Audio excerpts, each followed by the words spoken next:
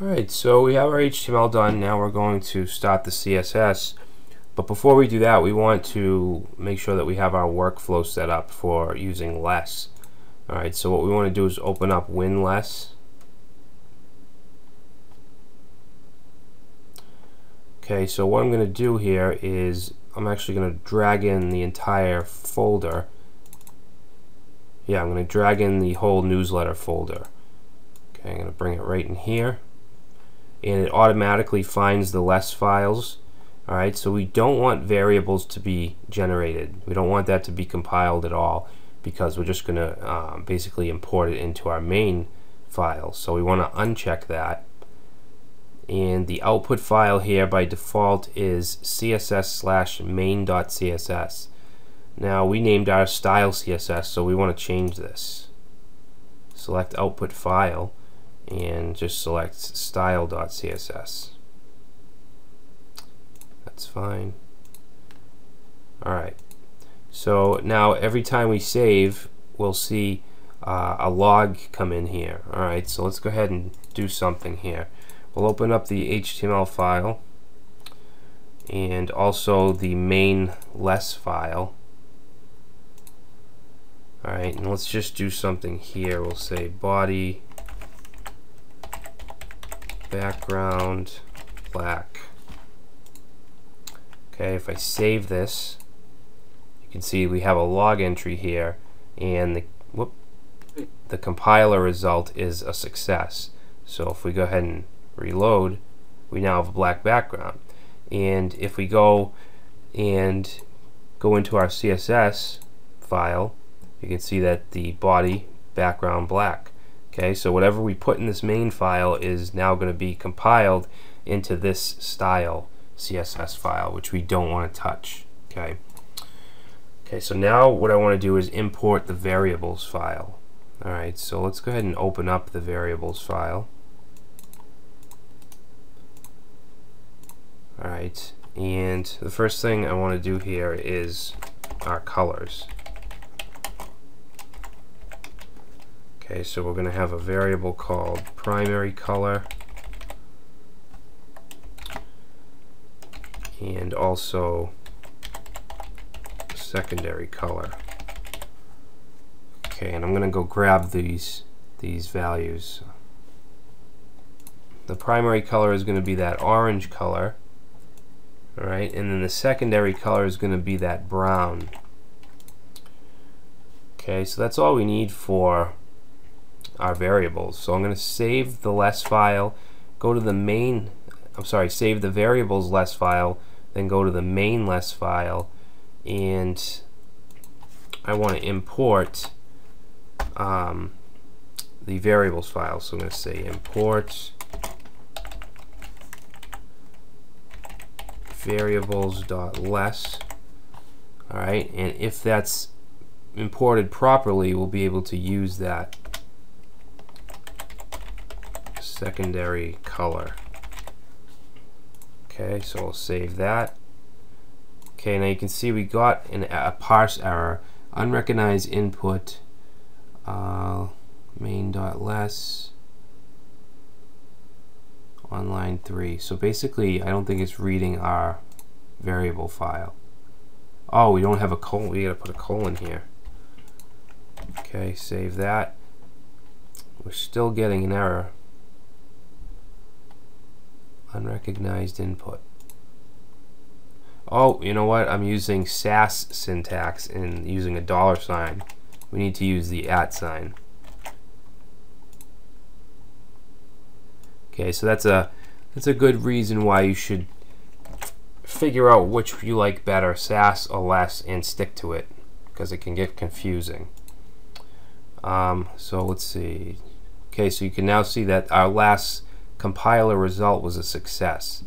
Okay, so let's make sure. We'll reload, and now we have the secondary color as our background. Alright, so whenever you want to change your style, your colors, you can just change it in the variables file. You don't have to touch the CSS. Alright, so let's continue.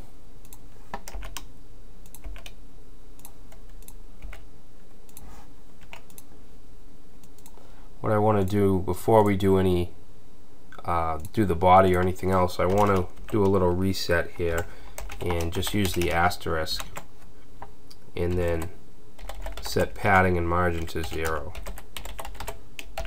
So that'll reset everything. Alright, so body, I'm going to give it a font.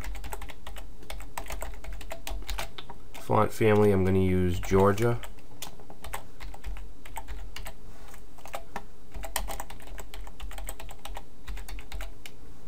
Okay, font size, let's do 14 pixels, and color, I'm going to do a dark gray. Alright, and then the line height, oops, Height, line height will be 1.8 em. Okay. So you can see that everything's flush against the side and the top now because we added that reset, so there's no margin. Okay, so next let's do the container.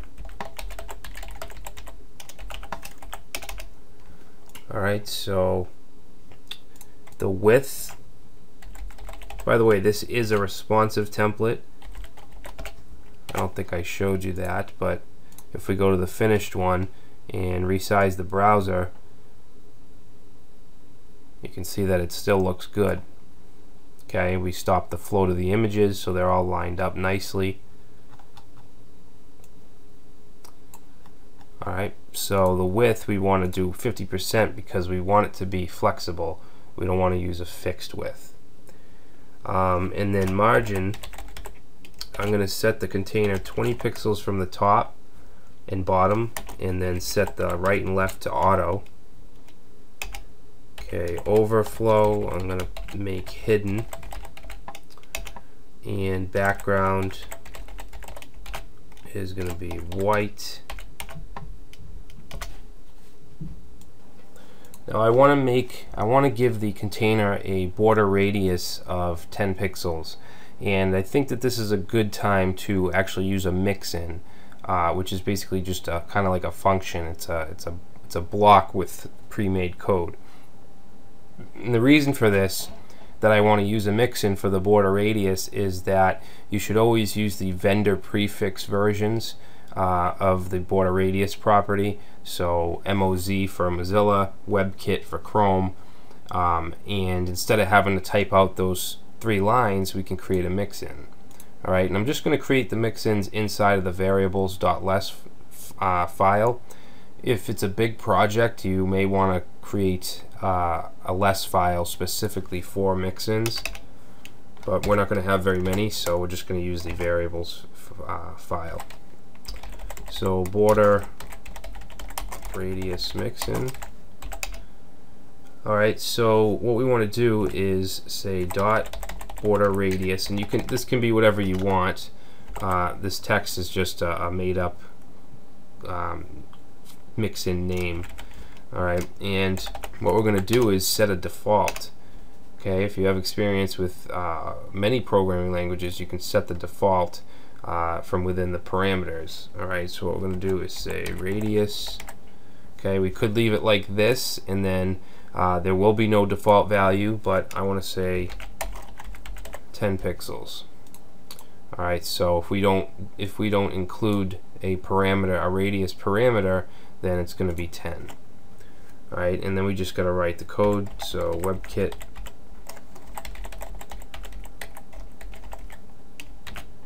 alright, and we're going to set this to our parameter of radius. Alright, now we'll do Mozilla.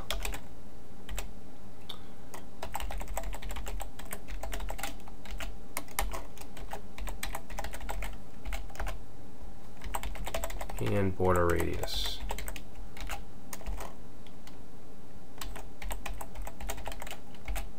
Alright, so instead of having to type those 3 lines out, we only need to do 1. So let's go ahead and save that.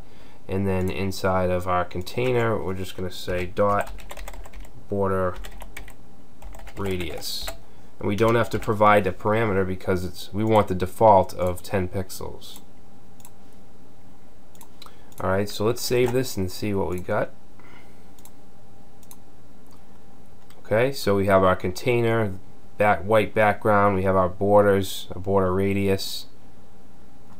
Alright, so next let's do some of the core styles, the links and the list items, things like that. So for the links, I want the color of the links to be the primary color. And let's set text decoration to none. Alright, so the ULs and LIs, we don't want any bullets, so we'll say list style none. Our clear fix, let's create a clear fix class. Okay, so we can clear floated items.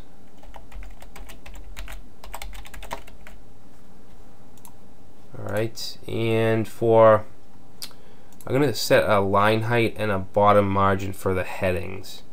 Alright, so we'll say H1, H6.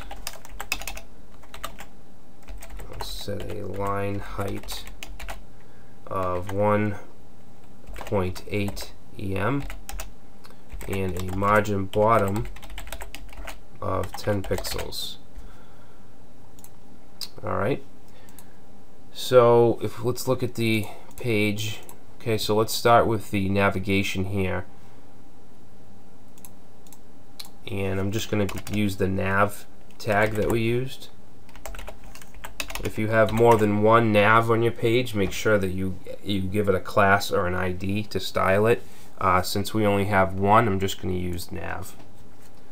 Okay, I'm going to give it a height of 30 pixels and a background of our primary color and a text color of white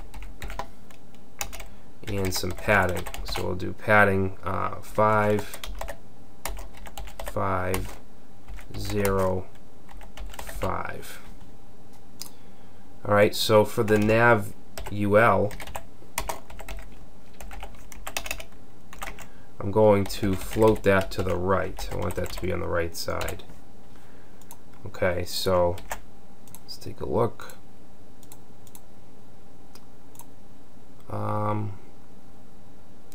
Okay, we have a parse error, unrecognized input, primary color.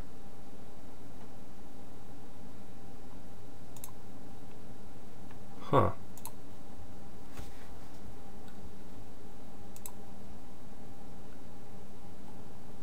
Color, primary color.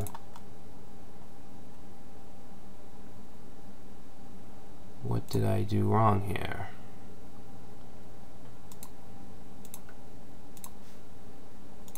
Oh, again, I use the $sign. I'm using SAS syntax. We need the @ sign. Alright. I'll probably do that a couple more times. I did it here too. Alright. Alright, so there's the background of our nav. Now we need the links. We need to float them, and so they're displayed in line. Okay, so let's say nav li. We want to float to the left, and padding, we'll do 10 pixels on the left and right, and I want to give each link a border right, okay, of 1 pixel dotted white. Alright, we don't want the last link to have a border though, so we can use a pseudo class last child.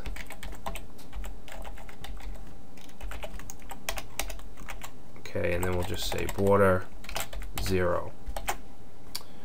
Okay, and the links themselves, we want those to be white.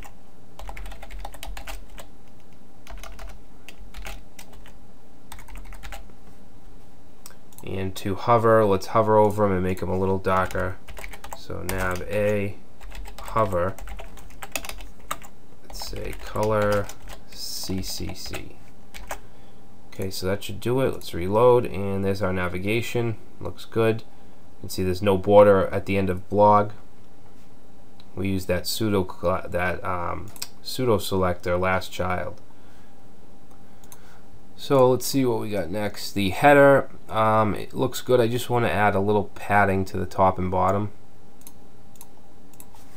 So I'm just going to grab the header tag and say padding. What do I do? I'll just do padding 10 pixels all around.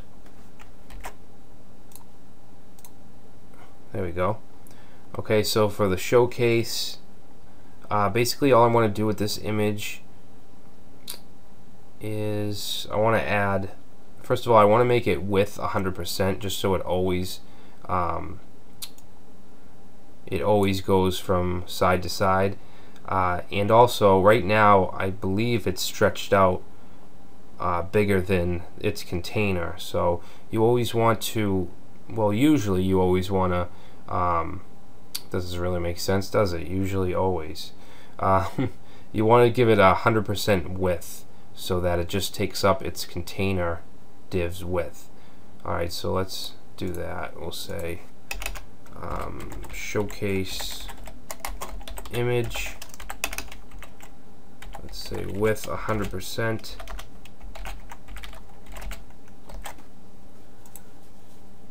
and there we go, much better. Alright, now I just want to put a border on the top and bottom of the image. So not the image itself, but the showcase div. So showcase border top. My top is going to be the primary color. I actually did the @ sign correctly. It's going to be, how many pixels do I want this? Do 5 pixels, solid. Same thing for the bottom.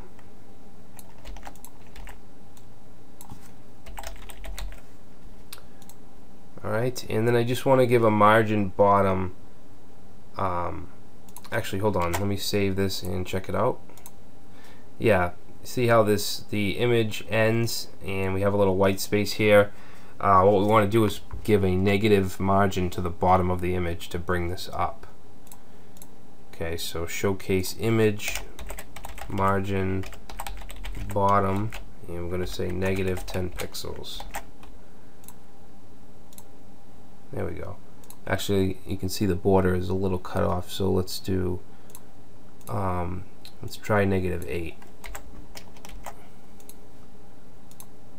There we go. Okay, so let's see what's next.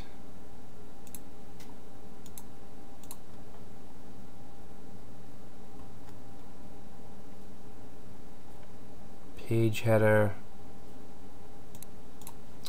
Yeah, we need this page header h1. I'm just going to say lorem ipsum. See what that looks like.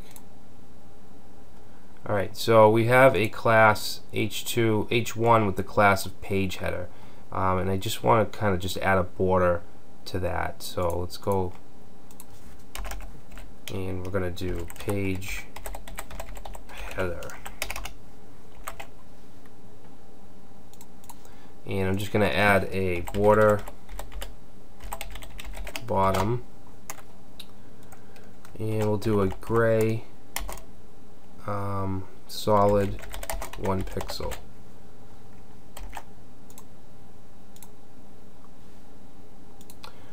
Okay, so something is off with the font.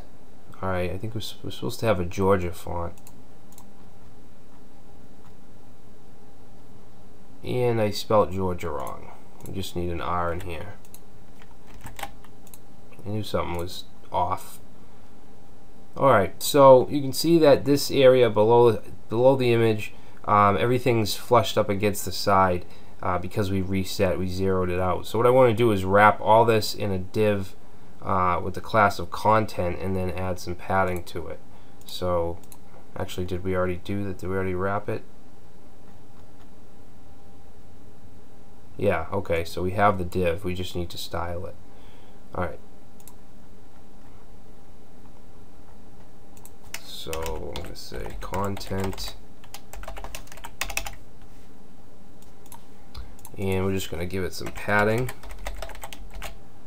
Alright, so we'll do 10 on the top and bottom, 15 on the right and left.